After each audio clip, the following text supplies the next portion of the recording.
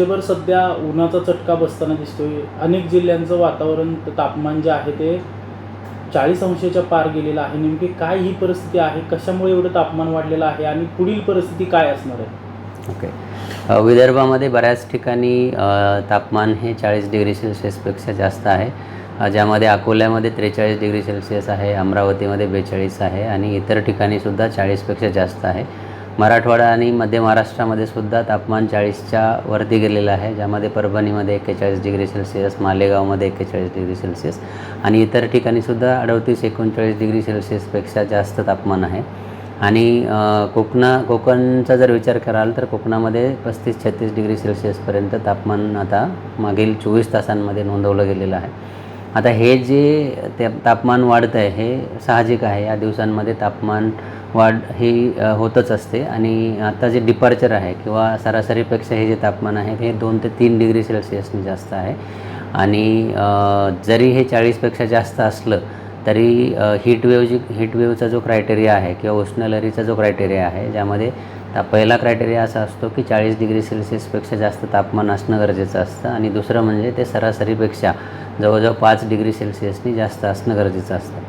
तर आता जे ते सरासरीपेक्षा जर आपण काढलं किती जास्त आहे किंवा कमी आहे, तर असं दिसून येतं आहे की तापमान हे 2 ते 3 डिग्री सेल्सिअसनी जास्त आहे, ते 5 डिग्री सेल्सिअसनी जास्त नाही आहे. म्हणून आपण अजून हीटवेव्ह दिलेली नाही आहे, परंतु येणाऱ्या 2 ते 3 दिवसांनंतर काही ठिकाणी हीटवेव्ह क्रायटेरिया सॅटिस्फाय होण्याचे चान्सेस आहेत आणि त्यावेळी आपण हीटवेव्ह देऊ. जरी हे तापमान हीटवेव्ह क्रायटेरिया सॅटिस्फाय करत नसलं तरी नागरिकांनी काळजी घेणं गरजेचं आहे. सर, कोणत्या जिल्ह्यांमध्ये आता सर्वाधिक तापमान नोंदवलं गेलेलं आहे आणि पुढच्या 2 दिवसात या जिल्ह्याचा तापमानाचा पारा किती अंशांपर्यंत जाऊ शकतो? ओके.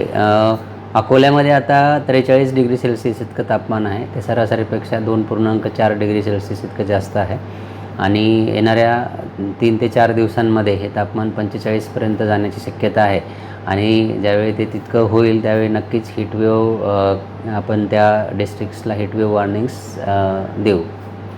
सर, काय नेमकी नागरिकांनी आता या 2-3 दिवसात, पुढील 5 दिवसात नेमकी काय काय काळजी घेणं अपेक्षित आहे?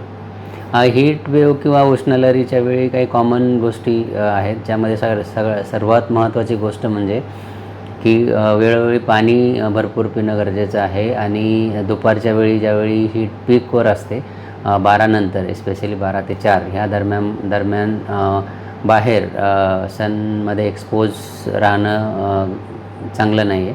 त्याचबरोबर जे लेबर काम करतात विविध ठिकाणी त्यांनीसुद्धा दुपारच्या वेळी रेस्ट घेणं गरजेचं आहे आणि टोपी, बाहेर पडताना टोपी वापरणं किंवा इतर ज्या इम्पॉर्टंट किंवा ज्या गोष्टी कॉमन आहेत त्या सगळ्या गोष्टी फॉलो करणं गरजेचं आहे.